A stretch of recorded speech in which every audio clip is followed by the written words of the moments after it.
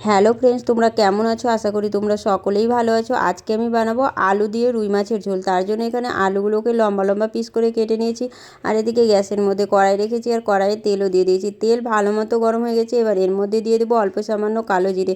এবার একটা পেঁয়াজ আমি প্রথমে কুচি করে কেটে নিয়েছিলাম, এই কুচি করা পেঁয়াজটা এরই মধ্যে দিয়ে দেবো। পেঁয়াজটাকে খুব বেশি ভাজবো না, কেননা আলুর সঙ্গে পেঁয়াজগুলো একদম লাল লাল করে ভেজে নিতে লাগবে। আর এখানে পেঁয়াজটা হালকা ভাজা হয়ে গেছে। এদিকে আমি আলুগুলোকে ধুয়ে একটা প্লেটের মধ্যে রেখে দিয়েছি। আর এখানে খুব বেশি ভাজিনি, পেঁয়াজটা হালকাই ভেজেছি। এবার আলুগুলোকে আমি এরই মধ্যে দিয়ে দেবো।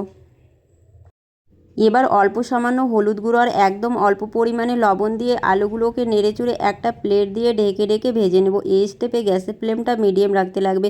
যদি সময় কম থাকে তাহলে এই ধরনের সবজি এইভাবে বানিয়ে যদি তৈরি করা যায়, খেতে খুবই সুন্দর সুস্বাদু তৈরি হয়। এদিকে আলুটা ভাজা হচ্ছে, ততক্ষণে আমি মশলা বানিয়ে নেব। মশলার জন্য এখানে একটা মিক্সির জার নিয়ে নিয়েছি। এর মধ্যে 2টো রসুনের দানা, একটা কাঁচা লঙ্কা, 1 টুকরা আদা, আর এখানে একটা পেঁয়াজ নিয়ে নিয়েছি। আর এখানে একটা বড় সাইজের টমেটো নিয়েছি। টমেটোটা চাইলে তোমরা বেটেও দিতে পারো, অথবা এইভাবে কেটেও ব্যবহার করতে পারো। এবার অল্প সামান্য জল দিয়ে একদম স্মুথ পেস্ট বানিয়ে নেব। এবার প্লেট সরিয়ে আলুগুলোকে দেখে নেব। এখানে প্লেট সরিয়ে আলুগুলোকে দেখছি কি সুন্দর আলুগুলোর মধ্যে কালার চলে এসেছে। আর এদিকে মশলা বাটা হয়ে গেছে। আর আলুটাকে আমি আরেকটু লাল করে ভেজে নেব, তারপরে মশলাটা দিয়ে দেব। এখানে আলুর সঙ্গে সঙ্গে পেঁয়াজগুলো দিয়েছিলাম। পেঁয়াজগুলো খুব ভালো মতোই ভাজা হয়ে গেছে। এবার যে বেটে রাখা মশলাটা আমি এরই মধ্যে দিয়ে দেবো।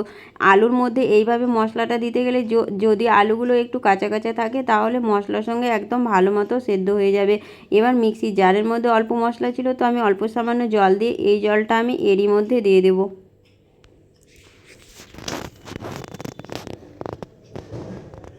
এবার এর মধ্যে কিছু গুঁড়ো মশলা ব্যবহার করব। তার জন্য এর মধ্যে দিয়ে দিচ্ছি 1/2 চামচ হলুদ গুঁড়ো, স্বাদ মতো লবণ, 1/2 চামচ গরম মশলা গুঁড়ো, 1/2 চামচ ধনে গুঁড়ো, 1/2 চামচ কাশ্মীরি লাল লঙ্কার গুঁড়ো, 1/2 চামচ লঙ্কা গুঁড়ো। এবার মশলার সঙ্গে আলুগুলোকে খুব ভালো মতো করে ভেজে নিতে লাগবে, যতক্ষণে মশলা থেকে তেল না ছেড়ে দেয়। মশলার সঙ্গে আলুগুলো খুব ভালো মতো ভাজা হয়ে গেছে। আর কড়াই থেকে দেখতে পাচ্ছ কী সুন্দর তেল ছেড়ে দিয়েছে। এবার আমি খুন্তিটা দিয়ে 1-2টো আলু এইভাবে থেতো করে দেবো। তোমাদের হয়তো মনে হবে সবজি তো তৈরি হয়ে যাচ্ছে, কিন্তু এখন অবধি মাছ তো দেখা যায়নি। হ্যাঁ, মাছ এখন অবধি দেখা যায়নি, এই কারণে মাছের ভিডিওটা আমি তৈরি করিনি। কেননা এখানে মাছগুলো আগের রাত্রে নিয়ে এসেছিলো, তো আমি ভেজে রেখে দিয়েছিলাম, তার জন্য মাছের ভিডিও তৈরি করিনি। আর এখানে মাছটা অনেকটাই দূরে পাওয়া যায় আমার বাড়ি থেকে, আনার লোকের অসুবিধা, তাই মাছগুলো ডিউটি থেকে আসার সময় নিয়ে এসেছিলো, তো আমি ভেজে রেখে দিয়েছিলাম। আর কথা বলতে বলতে আলুটা খুব ভালো মতো ভাজা হয়ে গেছে মশলার সঙ্গে। এবার এর মধ্যে দিয়ে দেবো পরিমাণ মতো জল। আর এখানে এই যে মাছগুলোকে আমি ভেজে রেখে দিয়েছিলাম প্রথমেই, জলটা মিনিট 5 ভালো মতো ফুটিয়ে নেব, তারপরে মাছগুলো এর মধ্যে দিয়ে দেব। এখানে জলটা ভালো মতো ফুটে গেছে। এবার ভেজে রাখা মাছগুলো একে একে এরই মধ্যে দিয়ে দেব, তারপরে আরও মিনিট 5 ভালো মতো ফুটিয়ে নেব।